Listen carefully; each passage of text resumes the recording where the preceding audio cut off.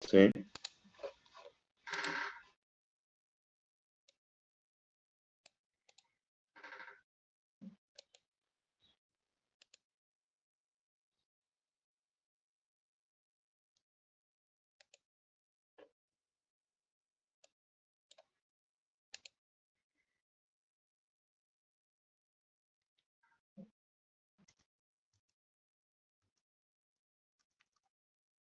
¿Se ve ahí? Sí, profe. Sí, profe. Bien. La clase de hoy vamos a ver el yo séptico en pediatría, ¿sí? Cambiada en... Ahí, ¿sí? Chicos, el yo séptico en pediatría, ¿sí? Es una consecuencia muy consultada y muy recurrente en el servicio en pediatría, ¿sí? Un yo séptico puede ingresar un niño de recién nacido, ¿sí? El niño eh, se va de alta y a los días el recién nacido puede ingresar con un shock séptico, ¿sí? Esto lo anotan porque hay cosas que no están en el PowerPoint. Hasta los 6 meses se dice que es un niño recién nacido, ¿sí? Recién nacido hasta los 28 días, hasta los 6 meses, es de alto riesgo. Todo niño, ¿sí? Recién nacido hasta los 6 meses que ingrese con una fiebre o ingresa por más de 5 episodios de diarrea, más de 5 episodios de vómito o un pico febril, ¿sí? Más de 24 de evolución, se interna porque es un niño de alto riesgo. Estos niños pueden entrar directamente a un shock séptico, sea cual sea por qué es la consulta, ¿sí? Mayormente, sí, el 80%, el 90% son enfermedades respiratorias por el virus incisional respiratorio. Pero ese virus, al bajar la defensa, produce neumonía. Y al producir neumonía, puede producir una bacteremia puede producir una sepsis. Y de la sepsis puede tener un shock séptico. Este cuadro evolutivo en los niños de la edad que nombré es muy rápido. El niño puede estar con fiebre hoy, puede ser un virus, mañana puede estar con más de 40 grados de fiebre y ya puede estar ya puede estar con un diagnóstico de neumonía. Esa neumonía, ¿sí? Puede pasar a una bacteremia, si la infección pasa a la sangre. Y es tan rápido el proceso en el niño que cuando queremos acordar a ese niño que comenzó con un catarro y dentro de las 72 horas se convierte en un shock séptico. Por eso todo niño que ingresa menor de 6 meses por pico febril, no sabemos el cuadro, ¿sí? Se interna y se estudia y se pide analítica completa, ¿sí? Hemograma, esto lo anotan, hemograma, PCR,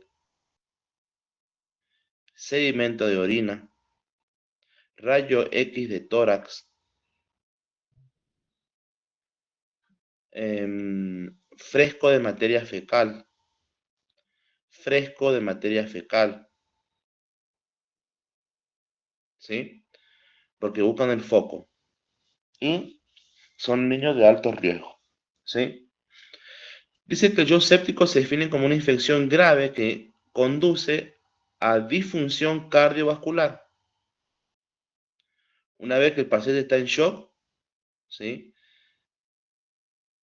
Acá lo que comienza a tener una alteración es el sistema, una disfunción quiere decir una disminución del trabajo del cardiovascular.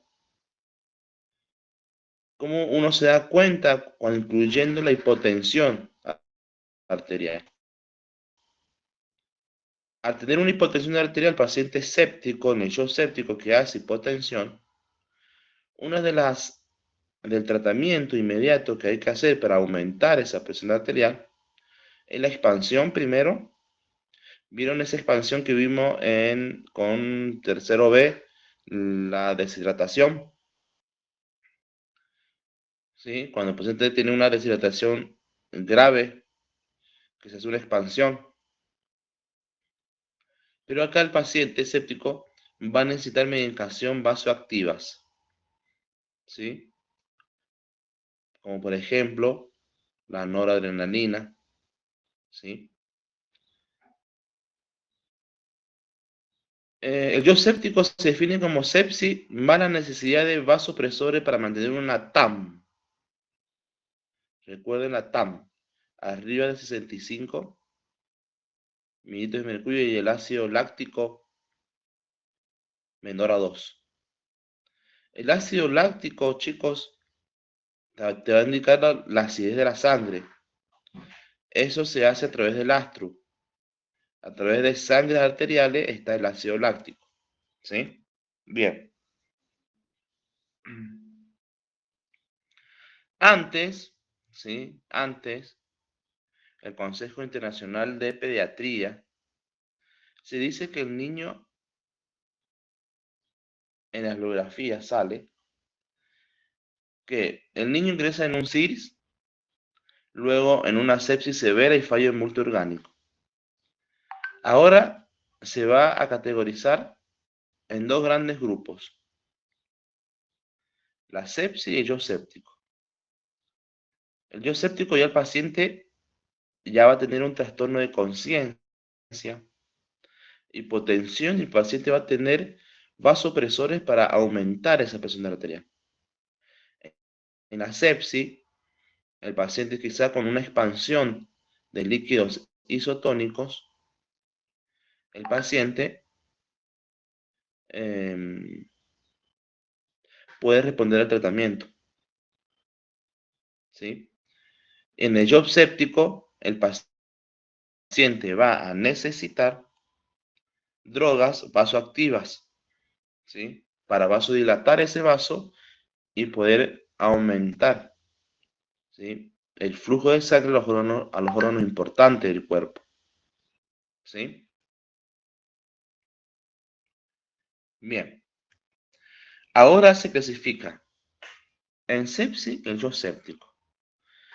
Si el paciente que está séptico se realiza la expansión, ¿sí? Y no responde a la reanimación hídrica, el paciente tiene un shock séptico. Cuando el paciente está con una sepsis, va a estar hipotenso, va a estar taquicárdico, ¿sí? Va a poder tener una cianosis peribucal. El paciente yo séptico va a estar hipotenso, bradicárdico, hipoglucémico, hipotérmico, ¿sí? Esto lo anota, porque no está. Sepsis, hipotensión, taquicárdico, palidez, cianosis, shock séptico, hipotérmico, hipoglucémico, hipotensión, ¿sí? Bien.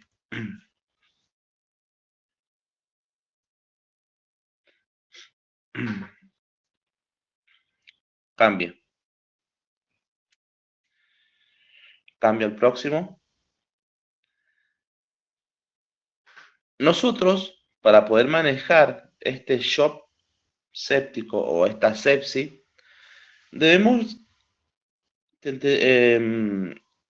manejar y reconocer 5 pasos. Primero el reconocimiento, chicos. ¿Sí? El reconocimiento.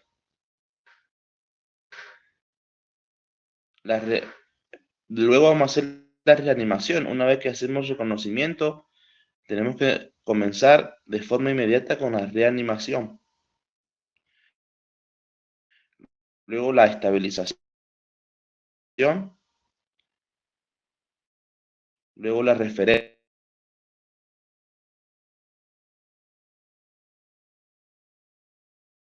Lo que más me interesa es la reanimación, ¿sí? Cuando hablamos de la reanimación, lo tienen que tener en claro, soluciones isotónicas, medicaciones vasoactivas o vasopresoras,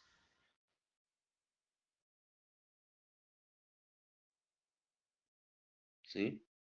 Oxigenoterapia, oxigenoterapia, ¿sí?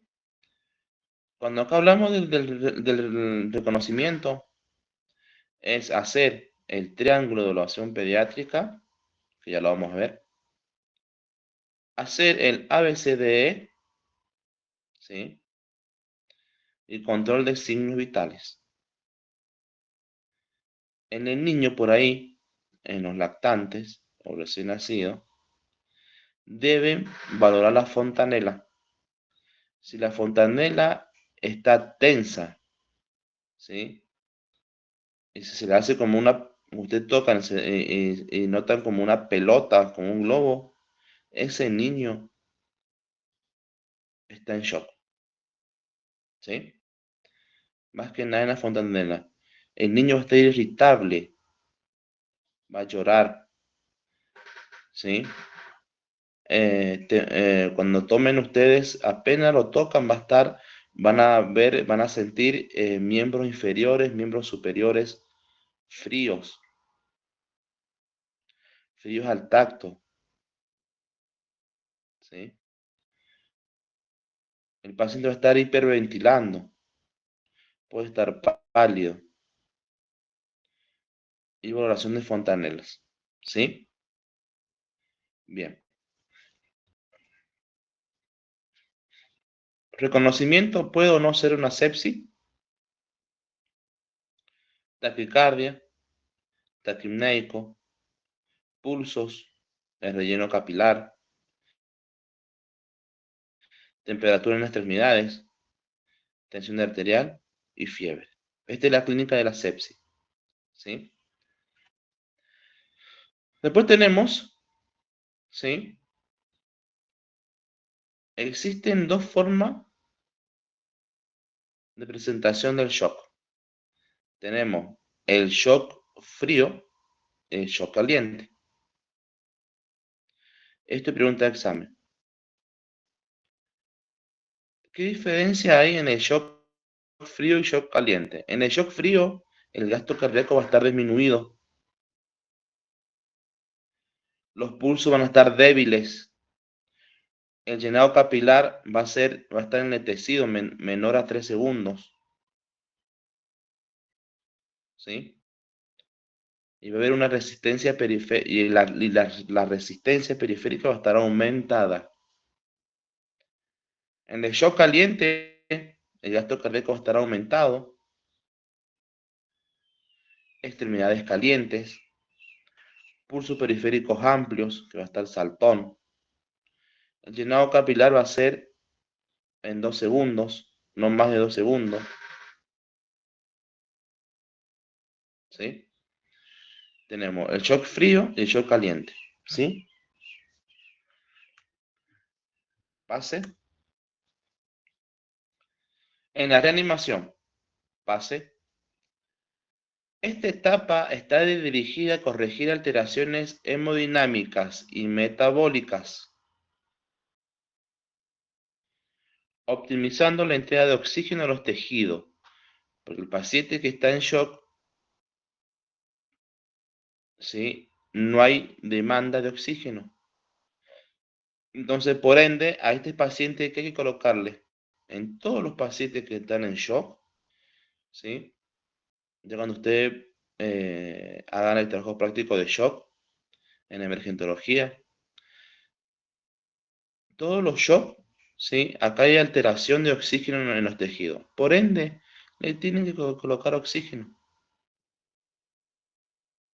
para ayudar al aporte, ¿sí?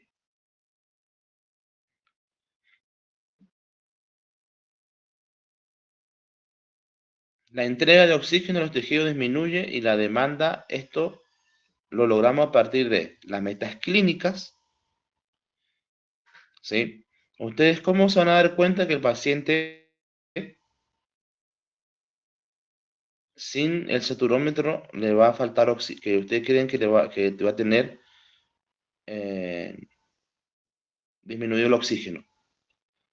Y con las metas clínicas, chicos, ¿cómo se van a dar cuenta ustedes? ¿Qué van a hacer? ¿Mm? Ahí Por hay la un cianosis. signo fundamental. Por la En la cianosis. cianosis, bien, en cianosis, ¿sí? El paciente que está en shock séptico, con sepsis, el signo característico de que hay falta de oxígeno en los tejidos es la cianosis. Y en los niños es muy común cianosis peribucal, ¿sí? Cianosis en manos y en pies. Le ponen oxígeno, ¿sí?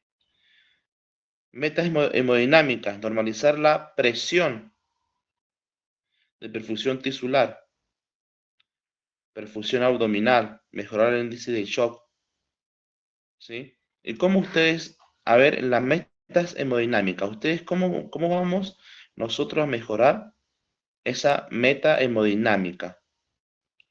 Si sabemos que el paciente está en shock o la sepsis está hipotenso, ¿cómo vamos a lograr a mejorar esa meta hemodinámica? Con los líquidos. Bien, con los líquidos. Por eso usted tiene que tener esto en su cabecita. Entra un paciente a la emergencia o en el servicio en el servicio de pediatría, yo tuve 2 bacteremias.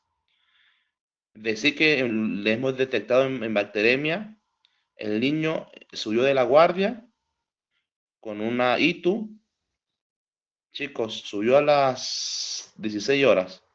A las 20 horas ya estaba haciendo una bacteremia. Decir que nos dimos cuenta. ¿Y cómo me di cuenta? Con el triángulo de evaluación pediátrica y la clínica y nada más.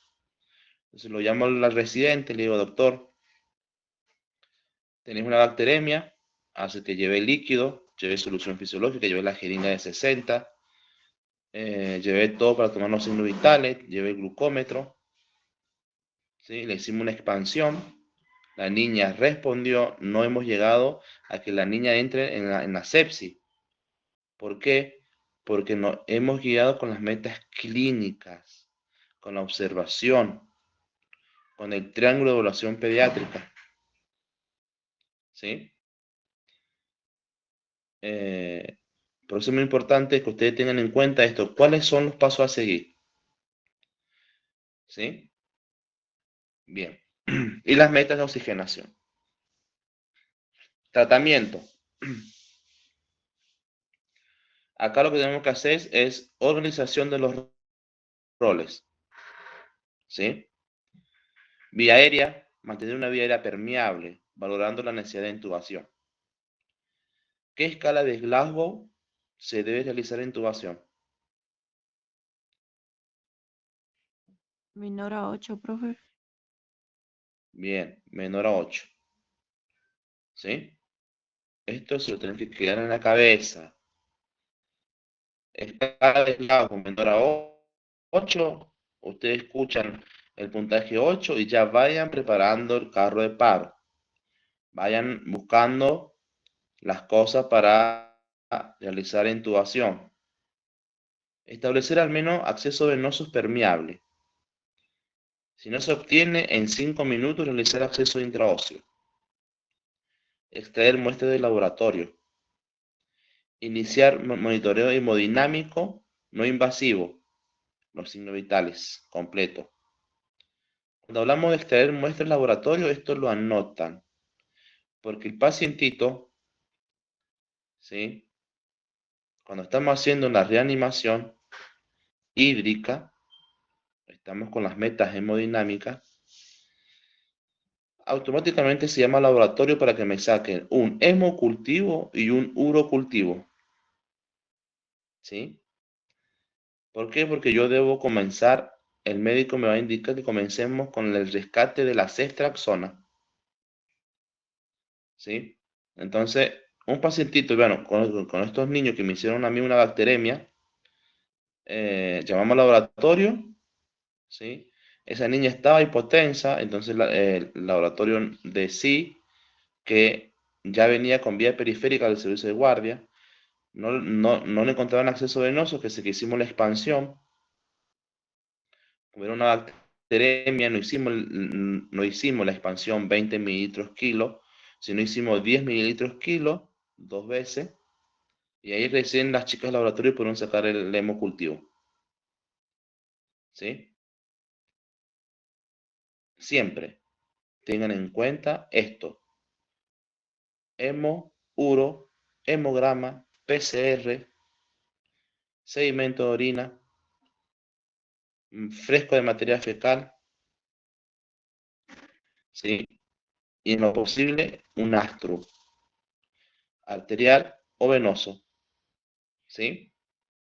Un astro arterial o un astro venoso, ¿sí?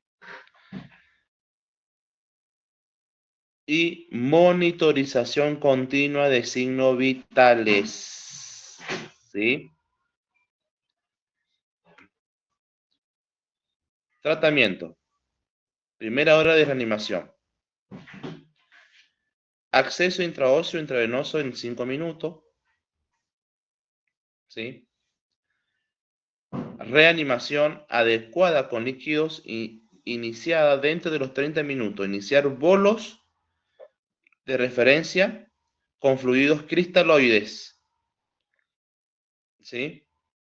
¿Cuáles son esos Profe, fluidos cristaloides? ¿puede repetir eso, profe, por favor? ¿Qué cosa? Realizar expansión, dijo, desde ahí. Realizar una expansión en bolo, ¿sí?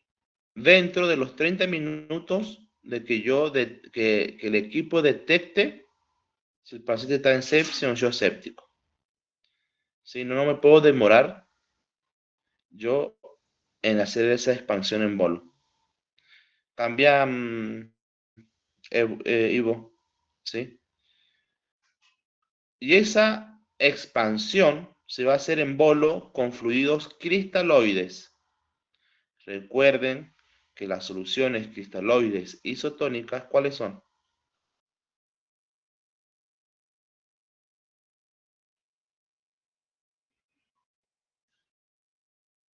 ¿Cuáles son? ¿No son los de Extran, profe? La solución fisiológica y el ring. El Ringen lactato. Bien. La solución fisiológica y el ringe lactato. Ustedes tienen que tener en cuenta en su cabecita siempre esas soluciones, chicas, siempre, siempre, siempre.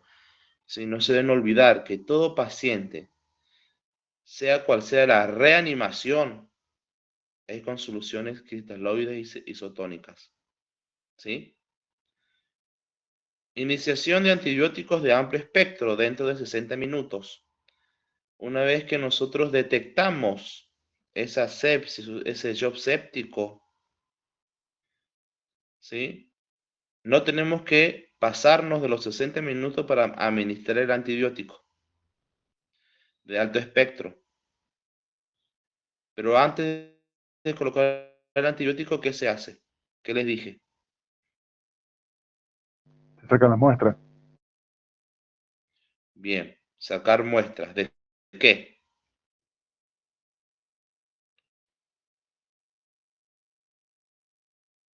Para laboratorio, De los hemocultivo, hemocultivos, urogramas, astro. Bien, antes de comenzar el antibiótico, hemocultivo y urocultivo. Siempre, todo paciente, antes de colocar el antibiótico, hemo y uro. Y por ahí piden copro. ¿Sí? Bien. Metas de tratamiento. ¿Qué tenemos que lograr nosotros acá en las metas? ¿Sí? Normalizar la frecuencia cardíaca para la edad. Normalizar los pulsos distales y centrales. Normalizar el relleno capilar. Normalizar la temperatura de la piel. Normalizar el sensorio. ¿Sí? que es la conciencia. Optimizar el flujo urinario mayor a un mililitro kilo hora. Alcanzar estas metas utilizando tratamiento escalonado redujo un 40% la mortalidad por shock séptico en pediatría. ¿Sí? Si nosotros se hace el reconocimiento,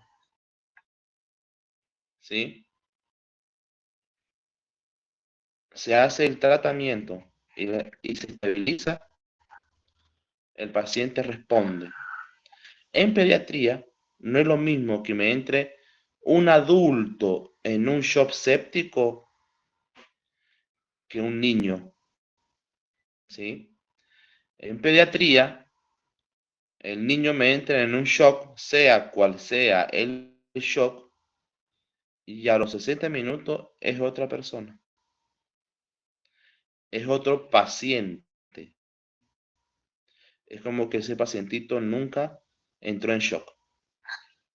En cambio, en un adulto que me entra en shock, ¿sí? Y si ya está en shock séptico, y yo tengo que saber que el 90% del tratamiento que yo realice, que el médico indique y que el equipo interdisciplinario haga, sabemos que el 90% no va a responder.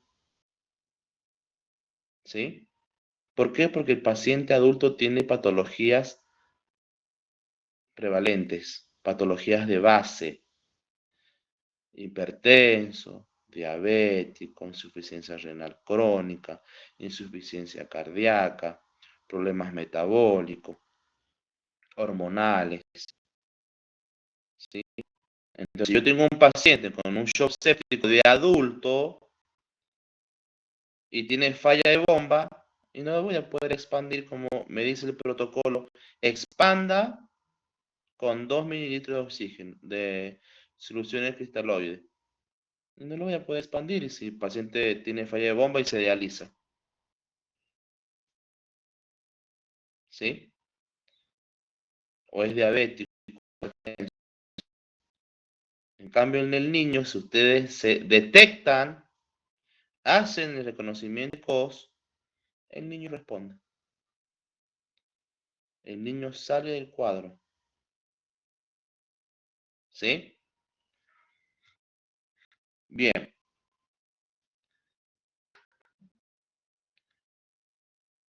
Acá puse todo junto. Cuando yo les puse tratamiento, estoy en esta parte, acá está todo junto.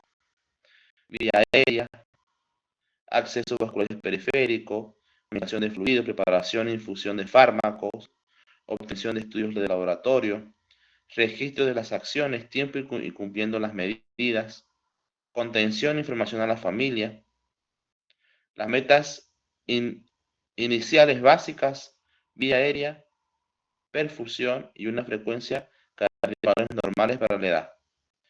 Las acciones son las siguientes: reconocer alteraciones del sensorio y la perfusión, mantener la vía aérea permeable, administrar oxígeno, ¿sí? Doble vía periférica, iniciar el monitoreo hemodinámico no invasivo.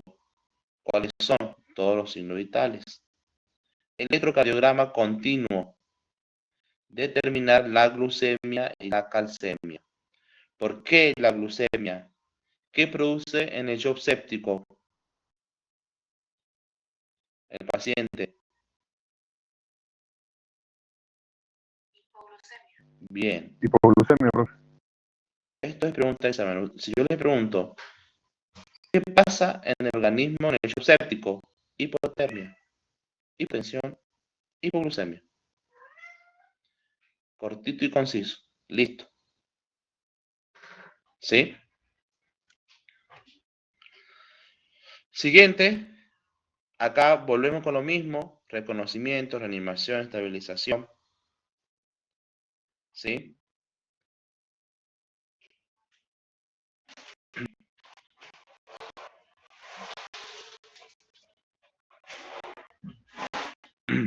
Bueno, seguimos. Vamos a ver el algoritmo.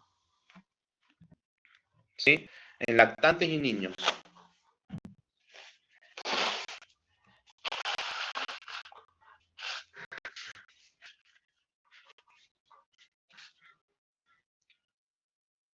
Recordemos que según el PALS, las guías del PALS, que es la Asociación de Panamericana de Pediatría,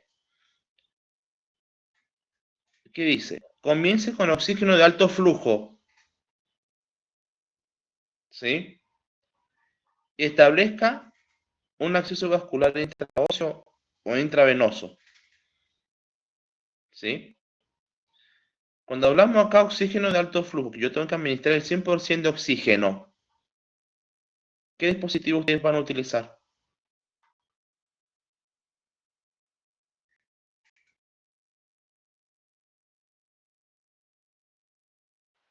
Máscara de reservorio.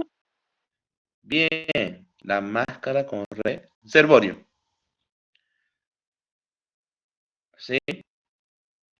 Si no hay, a los 5 minutos, si no hay hepatomegalia o radios gruesos y pitantes, ¿sí? Que quiere decir cuando ya hay una falla importante en el organismo, comience con bolos de 60 cc kilo de solución isotónica y reevalúe,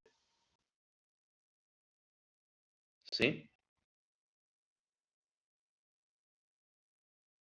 20 centímetros cúbicos de solución isotónica, ¿sí? Se puede seguir expandiendo, sí, y lo máximo es hasta llegar a 60 cc por kilo, ¿sí? Corrija la hipocalcemia o hipoglucemia, comience con antibiótico, ¿sí? Recuerden que antes de comenzar con el antibiótico es sacar las muestras rápido, hemo, uro, cultivo. Si a los 15 minutos el paciente sigue igual, que ustedes hicieron la expansión, hicieron la expansión, corrigieron hipoglucemia si está con hipoglucemia, que seguramente que sí. El antibiótico que se coloca, esto lo anoten, lo colocan en grande, en gigante, en mayúscula, color rojo, o lo resaltan, es la ceftriaxona. Ceftriaxona. Ceftriaxona. A los 15 minutos el paciente puede estar en un shock refractario. El shock refractario quiere decir que no salió de la reanimación hídrica que le hicimos, no salió. Y ahí no hay que tardar y comenzar con inotrópicos endovenosos, ¿sí? Inotrópicos endovenosos. Se puede colocar en el shock frío, se coloca la epinefrina, ¿sí? Se puede colocar la dopamina, se puede colocar la noradrenalina, ¿sí? En goteo, para ayudar a salir de ese shock refractario. A los 60 minutos, si hay riesgo de insuficiencia adrenal absoluta, considere la hidrocortisona, colocar hidrocortisona, ¿sí? Esto va a ayudar al cortisol a aumentar y va a trabajar también el sistema renal, ¿sí? Tensión arterial normal, shock frío. No se ve, profe. Ahí. Bien. Entonces ustedes tienen que, el equipo interdisciplinario, detectar si un shock frío o un shock caliente, ¿sí? Bien, pase. Profe, ¿cuál dijo cuando falla la catecolamida? Hay que empezar con inotrópicos, ¿sí? Que tenés la epinefrina. Sí, profe, después de los inotrópicos, a los 60 minutos, Después de los... ¿de qué me está hablando? ahí en La hidrocortisona, chicos. Hidrocortisona. Hidrocortisona. Bien. Administrar antibiótico antes de la primera hora. Mejora la evolución y reduce la mortalidad. Comenzar con inotrópicos. Puede ser administrados a través de una vena periférica, una vía intraósea o un acceso venoso central.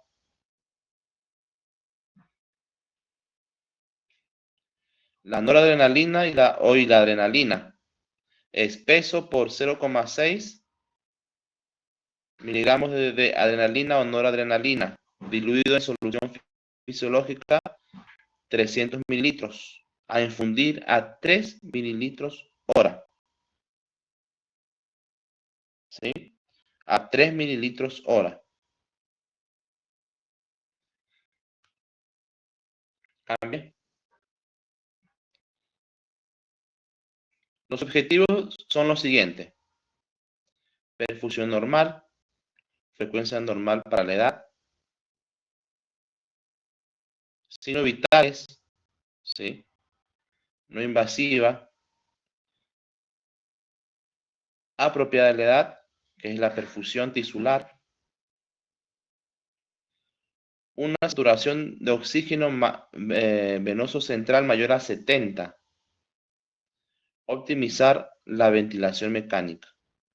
Si en caso que el paciente tiene criterio de asegurar vía aérea, se asegura. ¿Sí? Tenemos finalmente disponibles nuevas definiciones para la sepsis y yodo séptico. ¿Sí?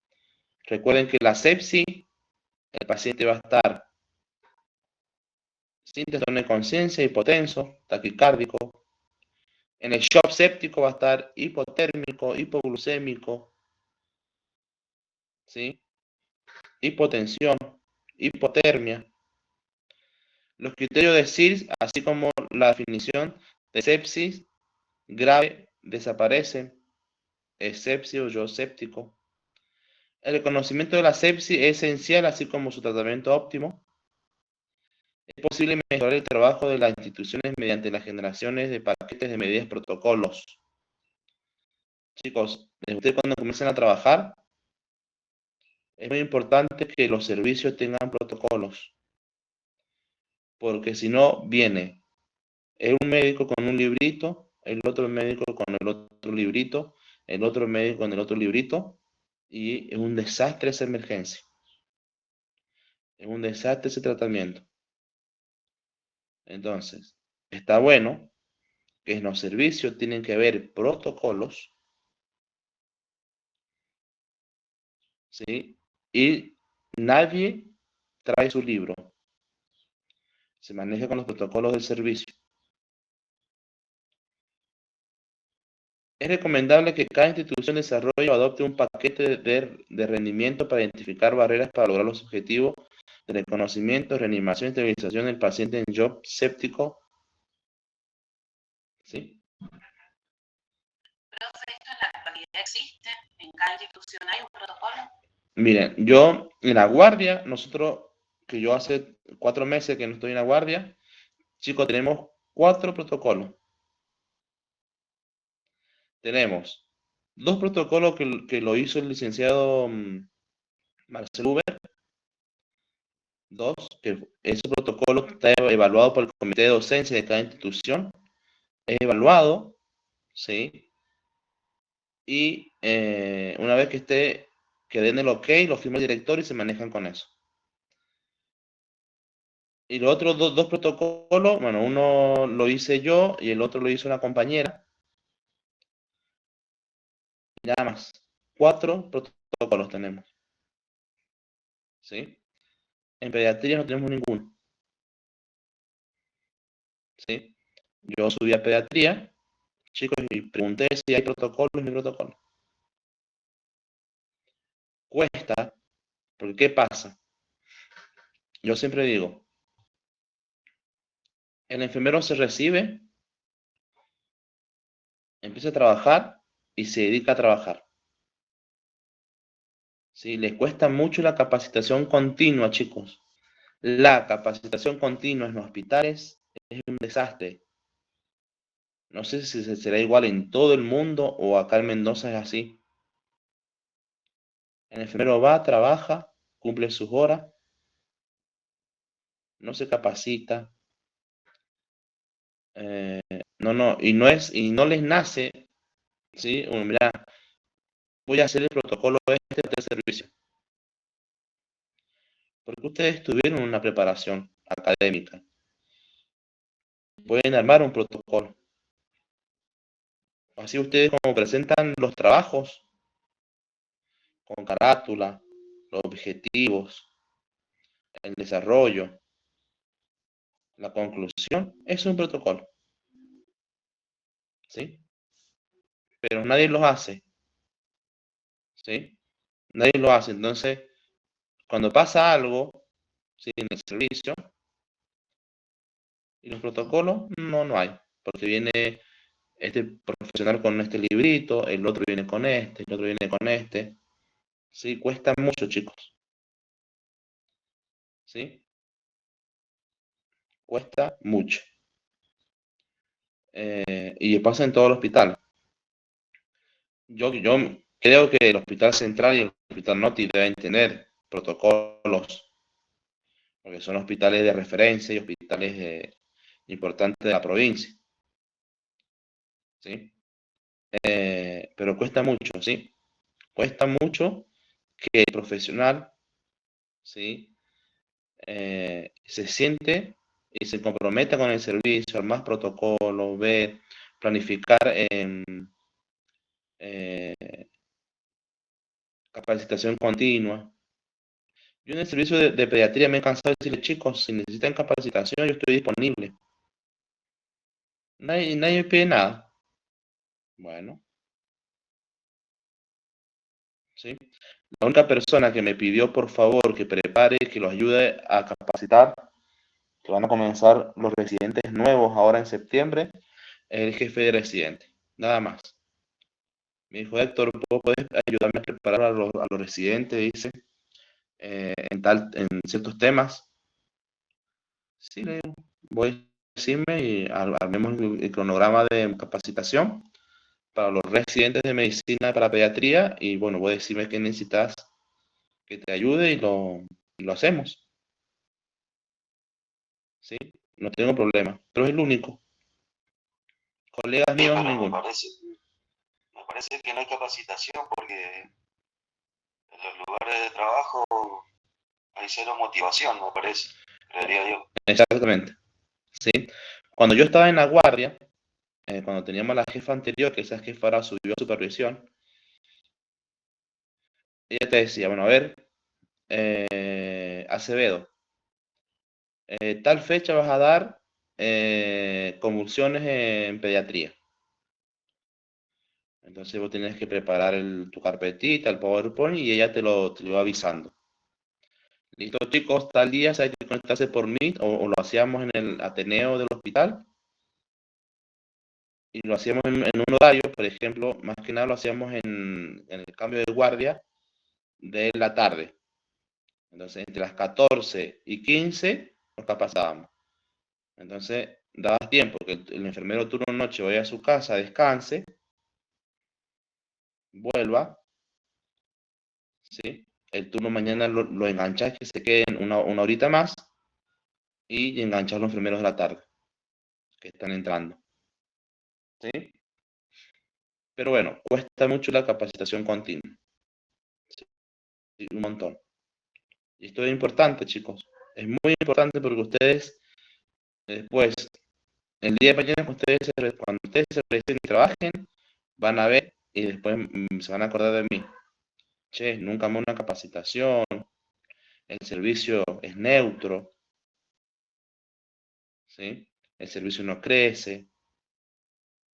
Yo sé que a este niño está con dificultad con neumonía y le tengo que hacer los signos vitales Le tengo que colocar el antibiótico a tal horario, hacer los PAF y listo. Ese es mi trabajo.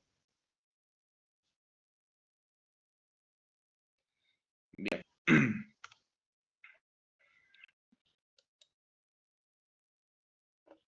Bien. ¿Acá alguna duda?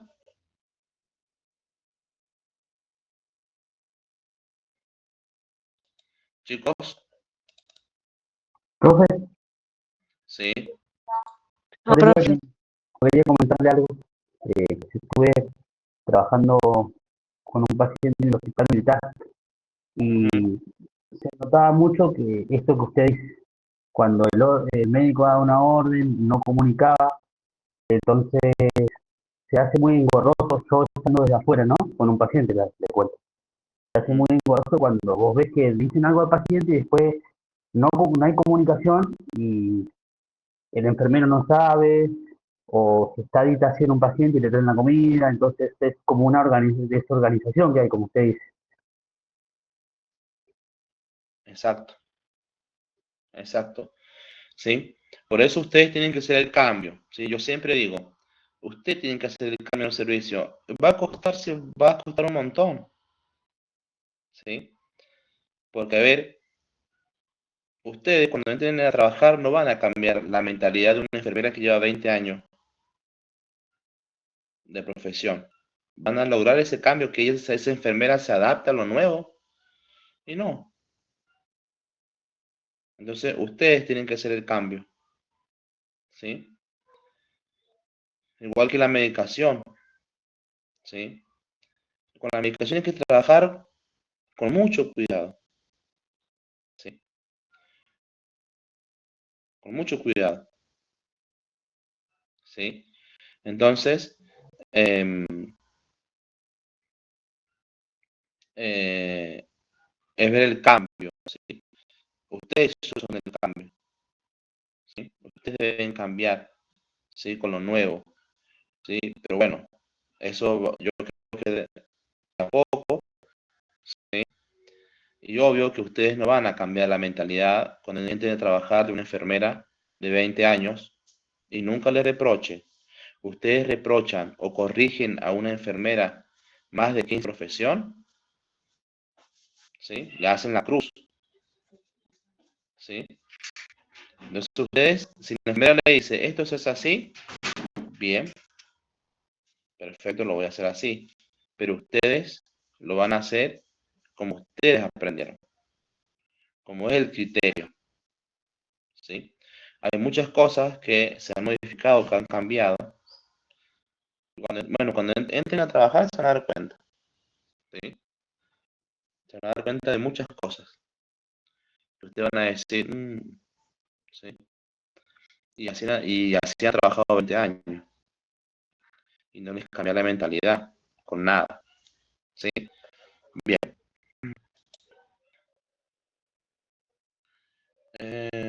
Bueno, vamos a hablar ahora el triángulo de evaluación pediátrica. Este triángulo de evaluación pediátrica, se le dice que es un enfoque sistemático en emergencia pediátrica y esto se aplica en todo, ¿sí? Se aplica en la emergencia, se aplica en el servicio de internación. ¿Cuál es el objetivo? Analizar la secuencia de evaluar, identificar e intervenir. Describir los componentes del ABCDE en la evaluación primaria. Interpretar los signos clínicos durante la evaluación primaria. Y describir los componentes de la evaluación secundaria. ¿Sí? Bien. Cadena de supervivencia pediátrica. Acá les pusimos un ejemplo. Reconocimiento precoz de insuficiencia respiratoria, shock y la parada. ¿Sí? Esto ya lo saben, se lo voy a pasar. Algoritmo de enfoque sistemático. Cuando yo le pregunte cuál es el algoritmo del enfoque sistemático, es evaluar, identificar e intervenir. Cuando vamos a evaluar, hacemos la evaluación primaria primero, el ABCDE, evaluación secundaria que es el SAMPLEX, y pruebas diagnósticas. ¿Sí? Y esto vieron que es un círculo. Yo evalúo, identifico e intervengo de forma permanente, continua, cada 3 minutos debemos realizar el enfoque sistemático. ¿Sí? Bien. Problemas desencadenantes. A nivel respiratorio tenemos muchas consultas, ¿sí?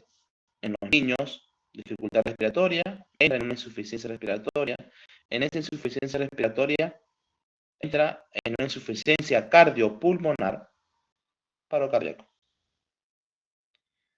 Circulatorio, todo paciente que entre en shock entra en una insuficiencia cardiopulmonar y entra en paro. El paciente es shock séptico, shock cardiogénico, shock anafiláctico, van en paro. Paro cardíaco súbito, asistolia o arritmia. ¿Sí? Bien. Las causas de la parada cardiorrespiratoria según edad. En niños sabemos que la causa es por hipoxia. Y en adultos sabemos que es cardíaco. Entonces, siempre en las paradas cardiorrespiratorias, el niño va a ser por hipoxia, siempre. En un paciente con un shock séptico, ¿está en hipoxia? Y sí, está en hipoxia. ¿Sí? Porque no hay tanta demanda de oxígeno a nivel celular. Un paciente con una insuficiencia respiratoria por una neumonía, ¿está en hipoxia? Y sí, está en hipoxia. ¿Sí? ¿Hasta acá vamos bien? Sí, profe. Enfoque sistemático. Vieron que el enfoque sistemático siempre va a ser cíclico, va a ser de forma continua, permanente, evaluar, identificar y actuar. Y acá tenemos, cuando vamos a evaluar, tenemos la evaluación primaria. Pero antes de la evaluación primaria, tenemos el triángulo de evaluación pediátrica. ¿Sí? Voy a estar al baño.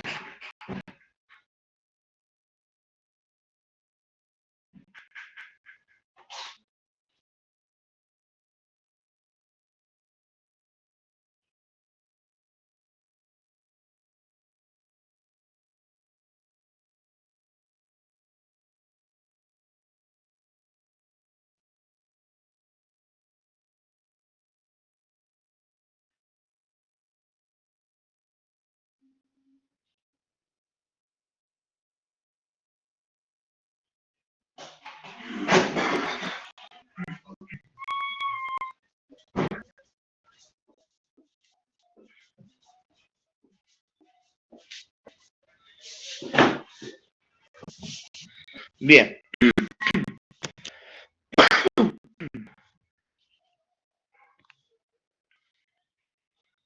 Cuando hablamos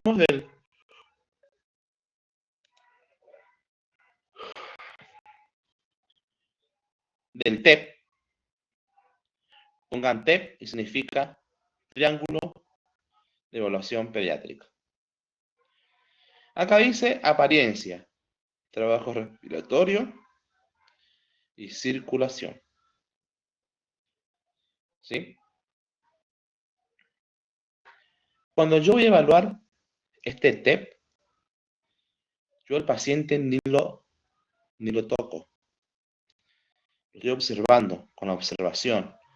No utilizo ningún dispositivo para controlar nada. Apariencia y cómo ingresa ese paciente. ¿Sí? Cambia, Ivo. ¿Sí? Cambia. Apariencia. ¿Qué es lo que valoro? La aptitud, el tono, el llanto, la mirada, el interés por el entorno. Eso es lo que yo evalúo en la apariencia. Tono muscular, la respuesta verbal, ¿sí? En la respiración, ¿y qué es lo que yo valoro en la respiración? La postura, ruidos audibles, el tiraje costal, subcostal, intercostal, aleteo nasal, si tiene un sistema taquimneico, ¿sí?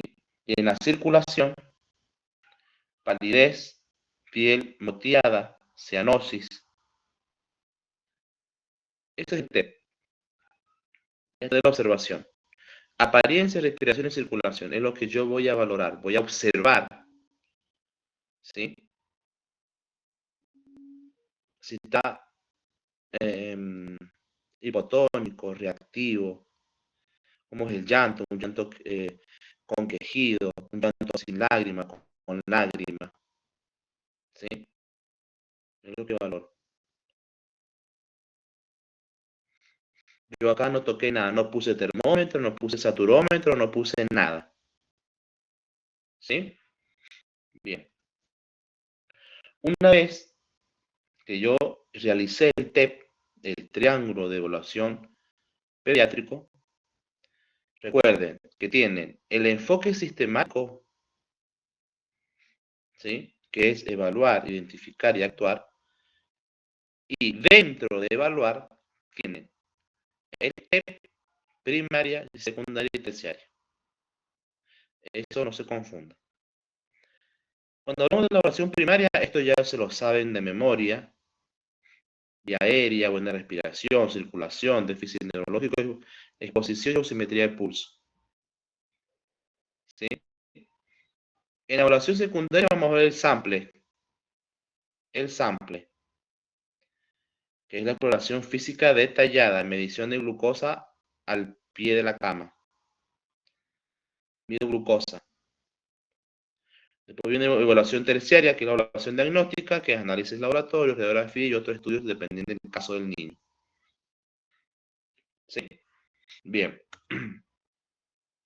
Impresión inicial, ¿sí? Es apariencia, respiración y circulación, que esto es el TEP. ¿Sí? Cambia ahí vos. Cambia. Y acá está lo que, sí, lo que nombré. ¿Qué es lo que valora una apariencia? ¿Qué es lo que observa uno respiratorio y en la circulación? ¿Sí? Bien. Cambie. Cambie. Evaluación inicial. Cuando hablamos del ABCDE, incluye saturación de oxígeno y evaluaciones signos vitales. ¿Sí? Acá yo meto los signos vitales, ya utilizo el monitor, o utilizo saturómetro, tensiómetro, todo. ¿Sí? Acá yo recién toco los instrumentos. Pero yo ya hice el TEP. Según mi valoración del TEP, una patita que esté afectada es color amarillo. ¿Sí? El TEP, esto lo anotan porque no está. Apariencia, respiratorio y circulación, una de ellas está afectada, es un código amarillo. 2 ya es código rojo. ¿Sí? ¿Entendido? Sí, profe. Vía aérea y buena respiración. Sabemos que tienen que tener la maniobra de tracción mandibular. Héctor, Sí. Héctor, mirá, me puse un problema acá en mi casa. Me estoy llevando a mi viejo al médico. Bueno, Por el chat, te digo. dale. Listo. Dale, gracias. No hay nada. Vía aérea permeable y mantenible. ¿Sí? Si hoy esa vía aérea no está mantenible, ¿qué dispositivo puedo utilizar de forma inmediata ya en el momento?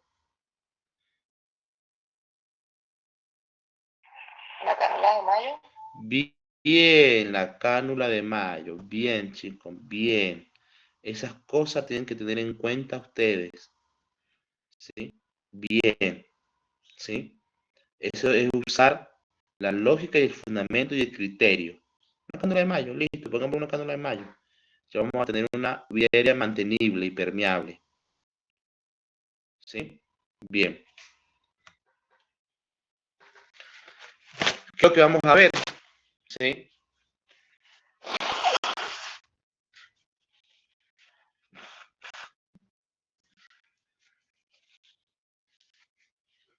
¿Qué es lo que vamos a hacer? Patrón regular o irregular. Frecuencia cardíaca respiratoria aumentada, normal o disminuida. Esfuerzo respiratorio con aleteo nasal, tiraje costal, intercostal. Esfuerzo en la inspiración o expiración o en ambos tiempos. Sibilancia, quejido, estridor, roncus. Expansión simétrica o asimétrica, efectiva o inefectiva. ¿Sí? Una frecuencia de menos de 10 o más de 60 es anormal a cualquier edad. No evalúa ventilación ni oxigenación efectiva. Intervenir, oxígeno. ¿Sí?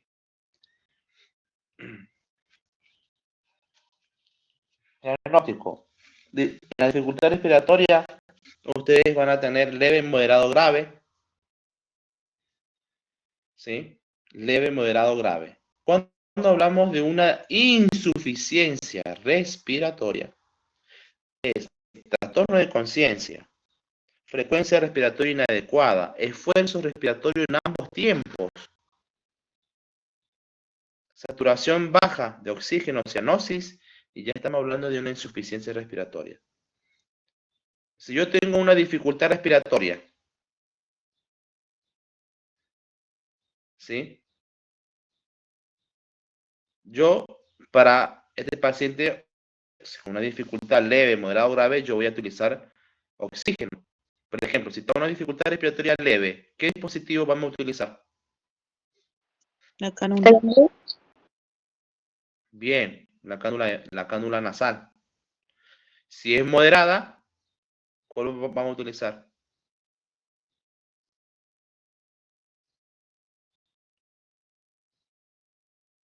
Si es moderada, las máscaras de Venturi.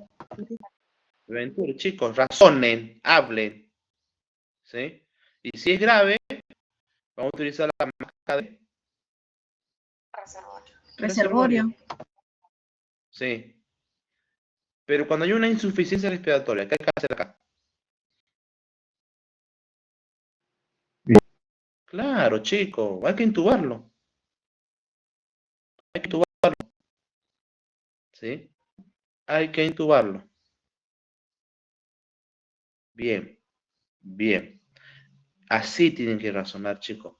Una insuficiencia respiratoria se intuba, porque ya hay deterioro de conciencia. El médico lo tiene que intubar. ¿Sí? Porque no tiene oxígeno el cerebro. ¿Sí? Ustedes tienen que razonar, estas cosas ustedes lo tienen que razonar y lo tienen que interpretar solito ya, solitos. Porque ya tienen una cantidad de conocimiento que ya pueden dar una respuesta inmediata y una resolución. Dar una solución y una respuesta. Intubación. ¿Sí? Insuficiencia respiratoria, intubamos. Ahí está la imagen. ¿Qué diferencia hay? El ABCDE en una dificultad y en una insuficiencia respiratoria. Y en la A va a estar abierta y mantenible. Y en la insuficiencia respiratoria no va a estar mantenible. De forma inmediata una cánula de mayo. Después, bueno, la intubación. En la B, en la dificultad respiratoria, va a estar con una taquipnea. Y en la insuficiencia va a estar con una bradipnea, una apnea. a ver bradipnea o apnea, y hay trastorno de conciencia. Esfuerzo respiratorio, aleteo nasal, retracciones torácicas, mayor esfuerzo, menor esfuerzo, apnea. Y en una dificultad respiratoria va a estar con mayor esfuerzo respiratorio. Pero eso se va a agotar ese niño, se va a cansar. Y va a tener un cuadro de menor esfuerzo y va a tener un cuadro de apnea. Buen movimiento de aire y en la insuficiencia respiratoria ningún movimiento de aire. Vos, cuando vas a escuchar la auscultación, no escuchás la ventilación. ¿Sí? En la C, va a estar taquicárdico. En la insuficiencia respiratoria va a estar con bradicardia. Palidez y va a estar con cianosis. Ansiedad, agitación, va a estar letárgico, hipotónico, ausencia. ¿Sí? ¿Vieron la diferencia? Circulación. Ritmo, regular o irregular. Frecuencia cardíaca menor a 60 en niños. Lactante menor, recién nacido, RCP. Pulso central y periférico, relleno capilar acelerado o lentecido. Color y temperatura de la piel. Comparar con el tronco. Tensión arterial. ¿Sí? Pulsos. Saben que en lactante se toma el pulso braquial, en niños pulso carotídeo, braquial o femoral.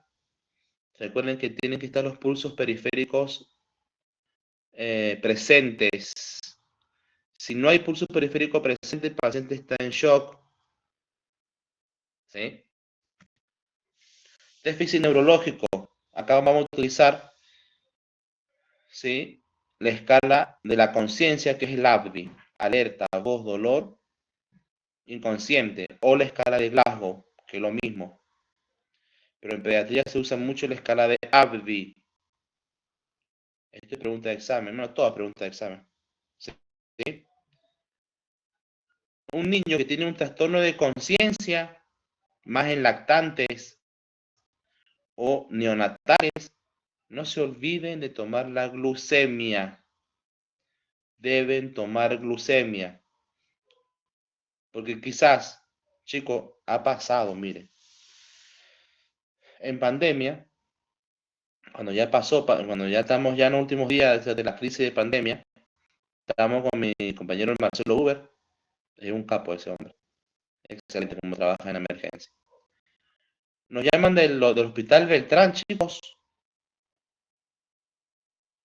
que mandaban un paciente intubado, ¿sí?, un adulto. Como nosotros teníamos declarado 4 respiradores en la guardia y teníamos 3 sin ocupar, bueno, lo teníamos que aceptar sí o sí. Bueno, lo intuba el coordinado, porque el médico del Beltrán no puede intubarlo, llegó el 911, el médico del coordinador lo intuba. Venía intubado el paciente. El paciente llega con un trastorno de conciencia al servicio, al hospital. Y me imagino que una escala de Glasgow menor a 8, por eso lo intubaron. Hay que asegurar vía aérea. Llegó el paciente, coordinado, nosotros ya teníamos el respirador ya activo, lo armamos, llamamos al kinesiólogo, la cama, listo, llegó el paciente, venía con un goteo de midazolam para que no tenga movimiento en el sensorio y no tenga defensa con el tubo. Bueno, lo pasamos a la cama, lo controlamos. Y dice Marcelo, che, ese paciente está sudoroso, dice, está... ¿Viste? Y entonces le voy a tomar la glucemia. Bueno, fue a tomar la glucemia. Chico, tenía 20 glucemia el paciente. Intubaron a un paciente porque estaba con una hipoglucemia. Y más vale que el paciente con 20 va a estar con un trastorno de conciencia. ¿Sí? Entonces, agarró el médico de la guardia nuestro, le sacan el tubo, le sacamos el tubo,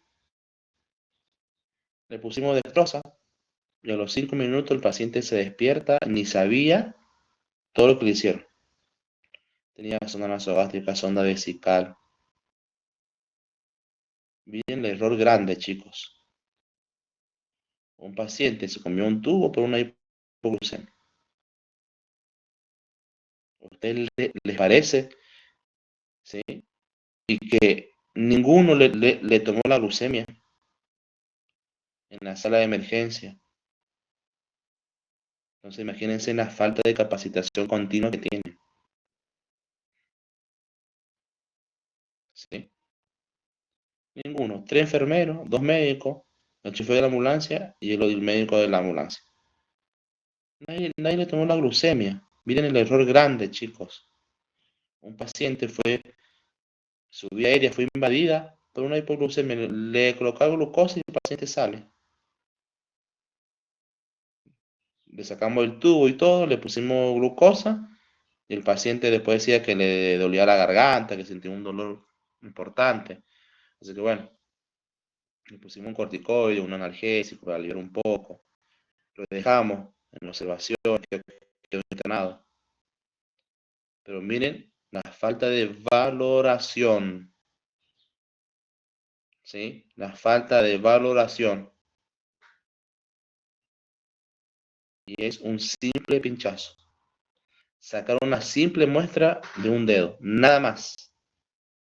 Nada más, chicos.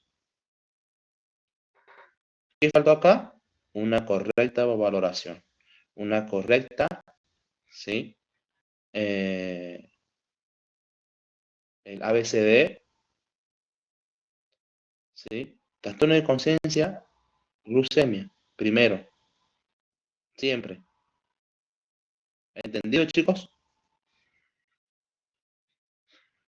Sí. Sí, profe. Sí, profe.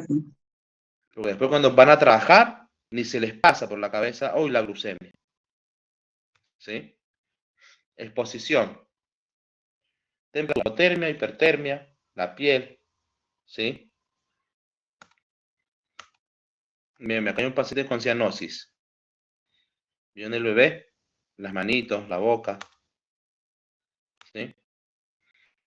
Y vamos a la evaluación secundaria.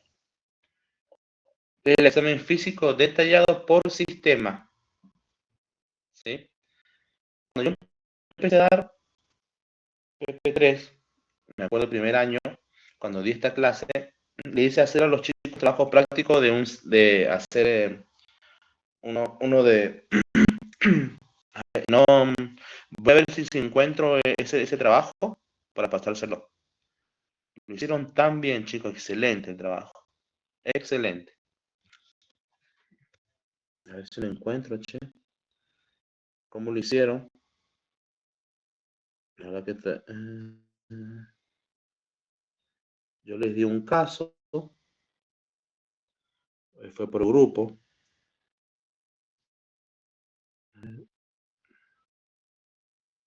Me acuerdo que me guardé uno que me encantó.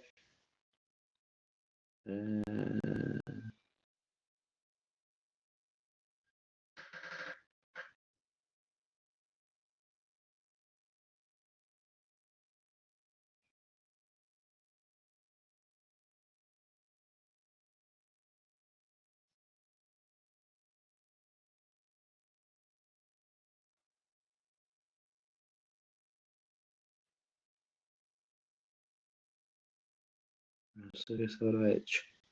El trabajo es.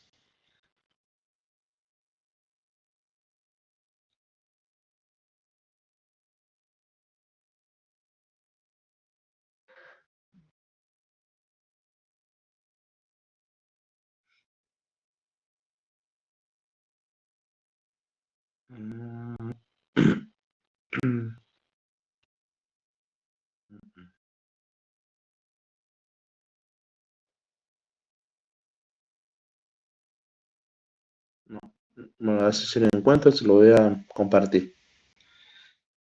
Bien. En la evaluación, en el Samplex, ¿sí? En el Samplex, es la evaluación secundaria que es por sistema. Mientras uno va haciendo en la evaluación secundaria, ¿sí? Otra persona hace el Samplex, que es la entrevista a la mamá. Signos, lo que puedo ver en el paciente, síntomas, todo dato que refiere a la mamá. Alergias a toxina, alimento o medicamento. Si toma alguna medicación habitual. Antecedentes previos. ¿Qué hizo el niño? Ponele, el niño estaba jugando con su primito, no sé, en el patio, y había una escalera, el niño se subió a la escalera y se cayó de la escalera. Antecedentes previos, ¿qué tengo que preguntar? ¿Y por qué se cayó? ¿Habrá hecho una hipoglucemia? ¿Desayunó? ¿Almorzó? ¿Comió? ¿Tomó algo? ¿Ve? Entonces, eso son antecedentes previos.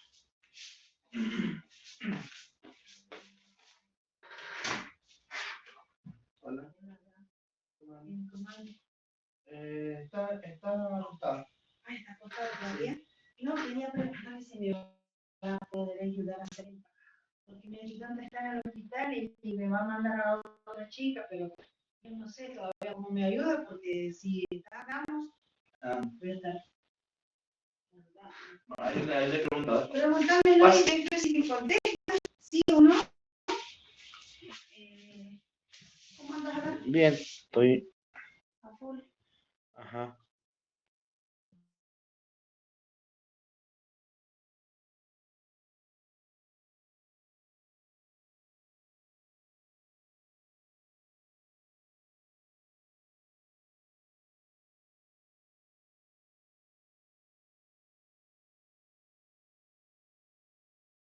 Acá.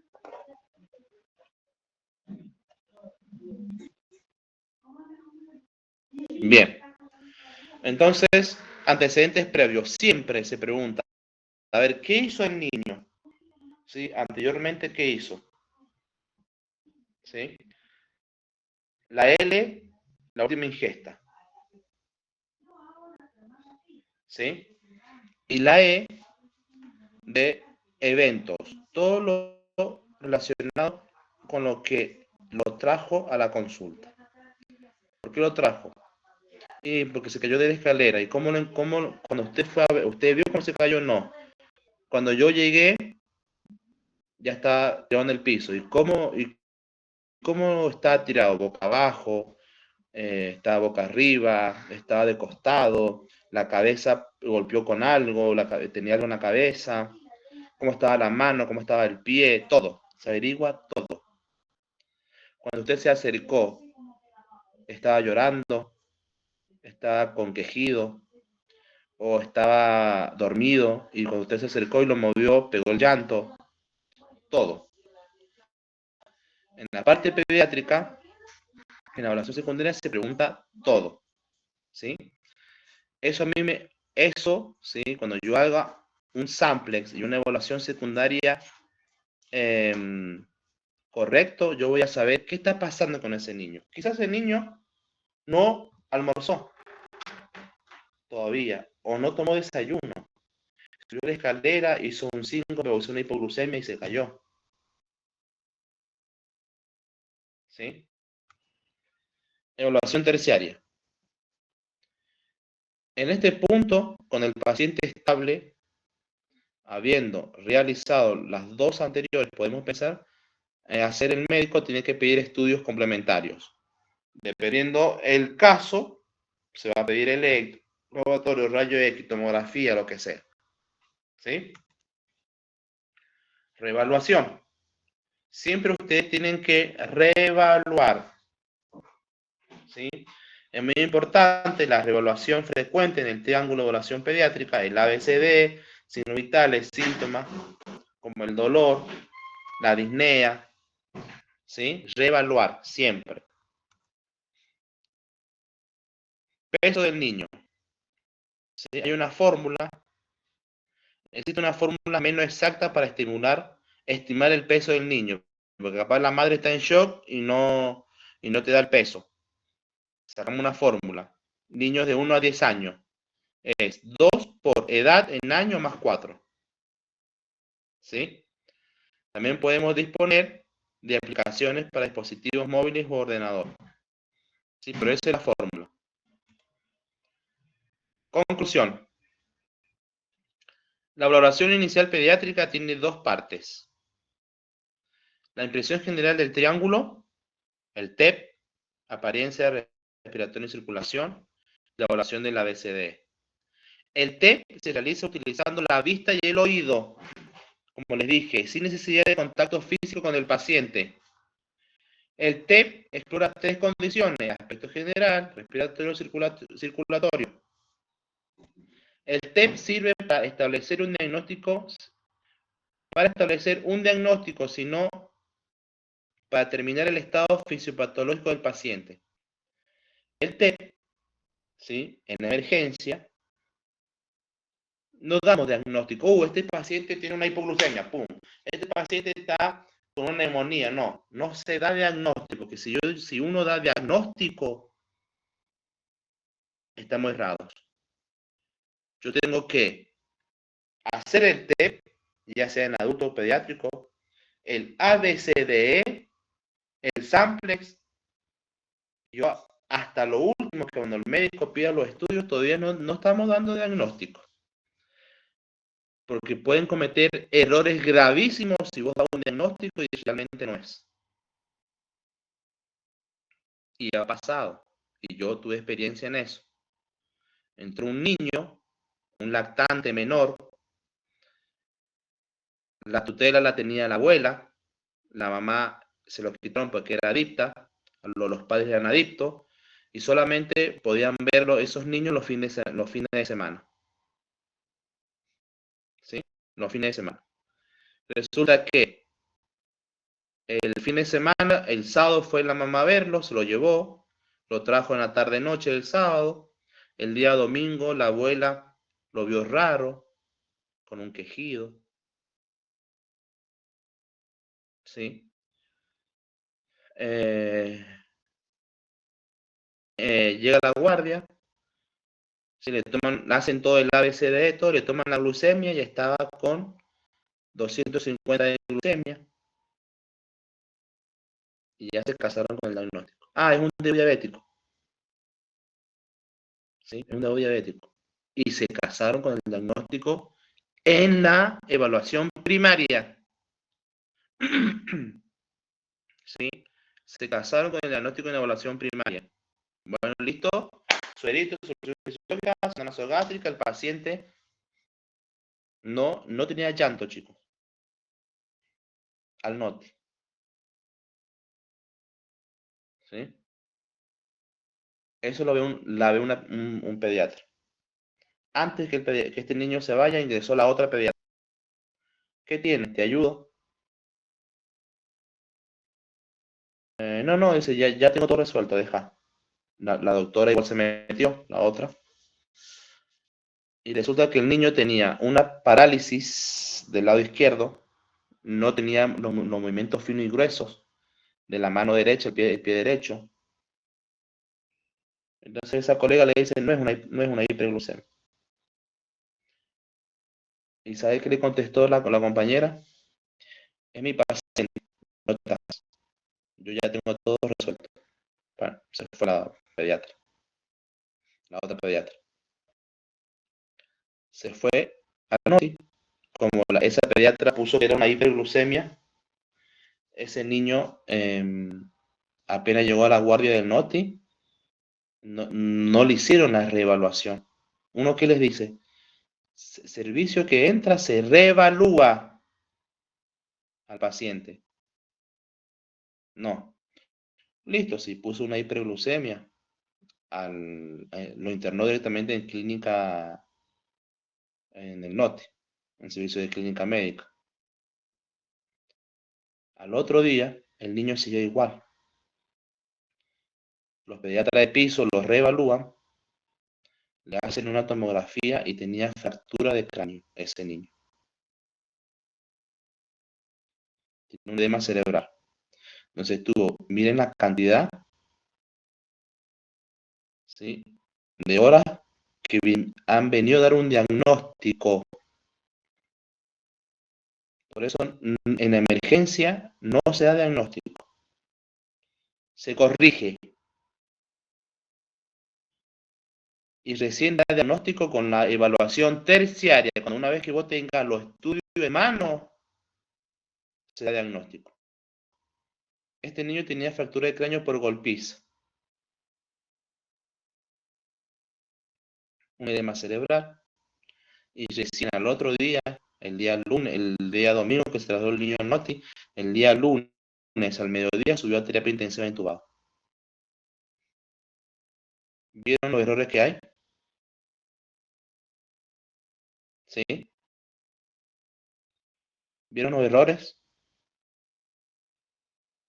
¿Entendieron? Sí, profe. Sí, Es profe. mucha responsabilidad. Profesor, pero en estos casos, por ejemplo, que no recibió ni la opinión del otro médico, menos la va a recibir de un enfermero. Pero vos tenés que ponerte firme. Siempre, yo siempre digo, yo me acuerdo, y siempre se lo digo a mi estudiante, me acuerdo de una guardia un día domingo, ¿sí? Había una niña internada en la pre-internación que se le sacó el suerito. Yo, una nena grande, 8 años, 9 años. Bueno, y yo estaba con 2 chicos nuevos, ese un día domingo, 2 chicos nuevos que fueron estudiantes míos del instituto, y estaba con una compañera que ya lleva años en el hospital, pero siempre estuvo en partos, y hace un año que estaba en la guardia. Bueno, yo escucho un bocinazo que llega, pim, pim, pim, bocinazo, bueno. Yo ni me levanté, nada, yo seguí haciendo buscando una venita esta gorda que se sacó el suelo, porque ya hay 3 enfermeros adelante, ¿a qué me voy a ir yo a meterme? ¿Sí? Chicos, han pasado 20 minutos, 20, 30 minutos, viene una estudiante, una ex estudiante, Abril, me acuerdo el nombre, la Abril, que está en clínica, me dice, Héctor, me dice, ¿podés venir a la emergencia? Me dice, porque la doctora está terca. Dice, ¿qué es lo que es? Le digo, es una hipoglucemia, dice, entró con 35 de glucemia, está con trastorno de conciencia, y no le quiere poner glucosa porque dice que en no sé cuánto tiempo está con hipoglucemia, que si le ponemos dextrosa vamos a producir un edema cerebral, y la quiere entubar, Héctor, la quiere entubar, y nosotros estamos peleando ahí que no, que ponerle dextrosa, ¿no? Y no nos hace caso. Bueno, dejo a la niña, ya vengo, mamá, le digo, me fui para allá, a la emergencia. Y bueno, en ese día habían 3 médicos nuevitos, eran cachorritos los médicos todavía. Entonces ingreso, a mí en la guardia me tienen mucho respeto, sí, pero ese respeto ustedes lo tienen que tener y lograr con el conocimiento, ¿sí? Entonces agarro, le digo, ¿qué pasó? Y está la Romina, mi compañera que ya trabaja hace más de 15 años en el hospital, me dice, Héctor, tiene una hipoglucemia, y mi compañera tenía la dextrosa cargada en la jeringa ya para colocárselo. La doctora dice que no. Entonces agarro, le digo, pásame la dextrosa. Y se la mandé. Mi compañera cargó una ampolla de 20 mililitros, que esa dextrosa sería el 25%. Le mando la dextrosa, pásame otra. Cargate otra, abrirle una ampolla. La doctora me miraba, estaba muda, se puso roja de la bronca, ¿viste? Debe ser de la bronca se puso roja. El paciente parecía un robot. ¿Viste cuando vos enchufás un robot? Y empezó el paciente a moverse, ahí a los segundos. Despertó la paciente. Es una paciente insulino dependiente, ¿sí? Amputada de una piernita hace un mes, y los hijos se fueron a bailar, la dejaron solita. Resulta que ella se puso insulina de más cuando ellos llegaron del baile, Su mamá no despertaba, estaba con una hipoglucemia. Le llevando al hospital. Bueno, se despertó la paciente. Listo, se despertó, empezó a reaccionar. A los 5 minutos ya sabía cómo se llamaba, dónde estaba, qué le pasó, y ahí nos contó ella que se puso insulina, le preguntamos cuánto se puso, y bueno, ahí se confundió ella, se puso de más, y que, bueno, le preguntamos qué cenaste, y no cenó casi nada, cenó muy poco, y bueno, se colocó insulina, hoy que va a ser hipoglucemia. Después yo hablo con el doctor. ¿Sí? Pasó, no le dije nada, ella no me dijo nada. La doctora le pidió un estudio para ver si había una infección por esa pierna. No, ya bien la paciente, se ingresó a las 7:30 de la mañana, 8, y a las 12 ya están dando el alta. Entonces me dice mi compañera, la Romina, Héctor, pero ¿por qué? Dice, siempre a vos los médicos te escuchan a vos y te hacen caso. ¿Y sabe por qué? Le digo, porque ustedes tienen que lograr ese espacio, con el conocimiento, con la capacitación continua. Si vos vas y te parás frente de un profesional dudando, ¿sí? Y no sabes presentar a un paciente, y no te van a respetar. Te van a decir, a este enfermerucho, ¿sí? No te van a respetar, ¿sí? Después yo hablé con la doctora y le dije, discúlpame si te falté el respeto, ¿sí? Si te ofendiste, le digo, pero esa paciente tiene una hipoglucemia. Y yo sé lo que vos quisiste decir. Que vos no sabes el horario, que está en una hipoglucemia, ¿sí? Si pasaron muchas horas, ya el cerebro empieza a tener edema cerebral, porque está tratando de pedir glucosa, y empieza a usar de reserva, y esas reservas ya son toxinas. Te entiendo. Pero ese paciente, ¿sí? Vos estás viendo o estás juzgando a ver de qué momento está con la hipoglucemia. Si vos el paciente, ¿sí? Ya tiene daño cerebral, ya lo tiene. Capaz que está con la hipoglucemia de las 3 de la mañana. Ya el daño lo tiene porque pasaron muchas horas. Ya no va a revertir ese daño. Pero ¿qué sabés vos que si la hipoglucemia lo hizo hace una hora? ¿Sí? Si vos le colocás la dextrosa al paciente, le digo, y esa pequeña chance que tenía, vos le pasaste, respondió, joya. Pero si vos le pasás la dextrosa al paciente para levantar esa glucemia, levantó glucemia y no salió del trastorno de conciencia, el daño ya está hecho, porque está quizás de las 3 de la mañana con hipoglucemia, el cerebro está quemado, ya está. Aunque vos le pasé 20 mililitros de dextrosa, ¿sí? ¿En qué daño le hace al paciente? Nada, no le hace ningún daño porque el paciente ya tiene el cerebro quemado. ¿Sí? Ese paciente con una hipoglucemia, con horas de evolución, ya no va a volver a tener una conciencia. Ya está, ya tiene muerte cerebral ese paciente. Pero vos no querías pasarle la dextrosa y le estaba quitando esa pequeña oportunidad, ¿sí? Del paciente, si respondía o no. Le pusimos esa dextrosa y viste cómo respondió. Ahora sí te hidrata la paciente. Y vos querías ponerle un tubo. Entonces, bueno, ahí la otra me dijo, bueno, gracias Héctor, que esto, disculpame, me dice, pum, pum. No le digo, vos confía en mis compañeros. ¿Sí?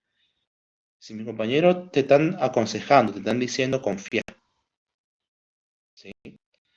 Porque ellos llevan años trabajando en un servicio de emergencia. No llevan 2 semanas, llevan años. ¿Sí? Entonces confía. Confía, ¿sí? En el enfermero. ¿Sí? Entonces, bueno, pero ¿cómo vamos a lograr eso? Que nosotros, ¿sí? Tengamos conocimiento y podamos, ¿sí? Debatir, discutir. Yo, chicos, he discutido con médicos muchas cosas, ¿eh?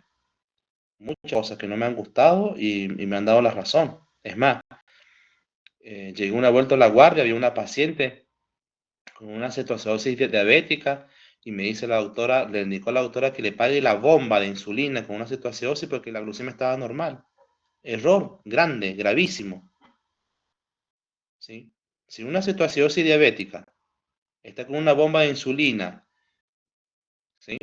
Y vas a controlar y está normal la glucemia, no se apaga la bomba, no se apaga la insulina, porque la insulina va a hacer que el paciente elimine los cuerpos cetónicos en sangre, ¿sí?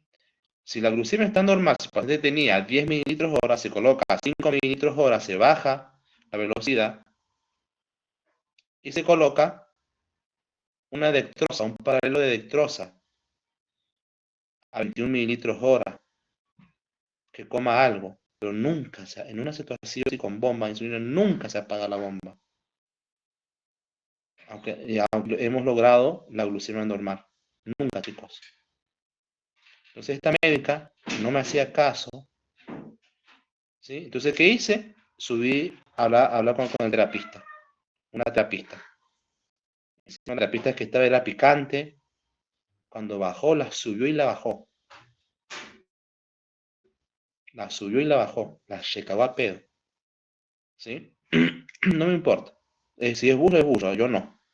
Pero el paciente se debe trabajar así, de esta manera. Entonces bajé, hablé con la terapista, mira, pasa esto, le llevé todo y se vino conmigo.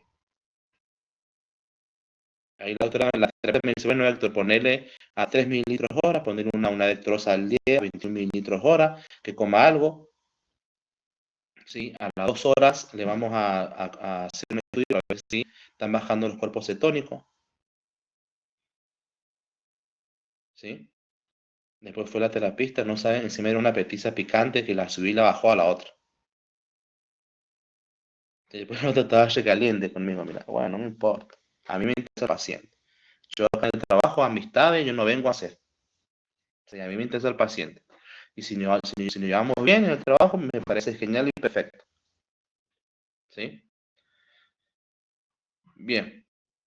En la evaluación del ABCD se debe seguir el orden estricto en la secuencia y no pasarla hacia el siguiente nivel hasta haber resuelto el problema encontrado. Una vez que el paciente se encuentra estable, se debe realizar reevaluación periódica. ¿Sí?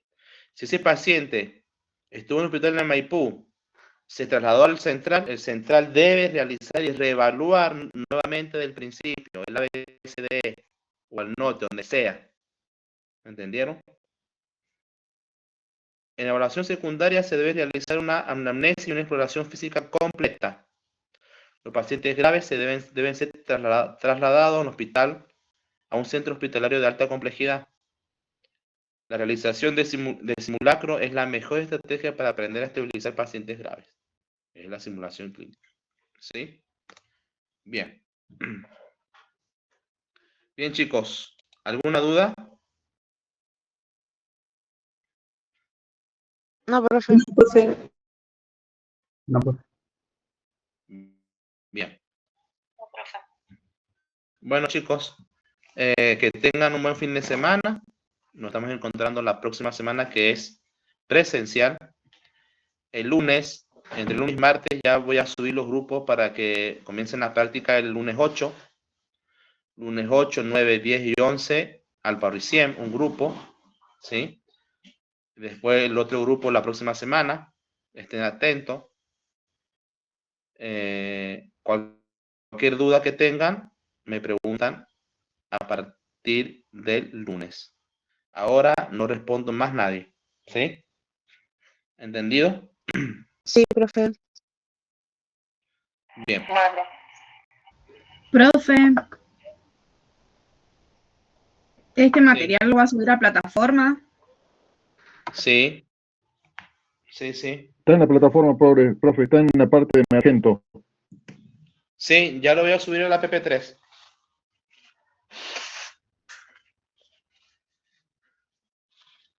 Bien. Bueno, chicos, están libres. Que tengan un buen fin de semana. Chao, profe. Chao, profe. Chao. Gracias, profe, chao. No, profe. Nos vemos, profe. Chao.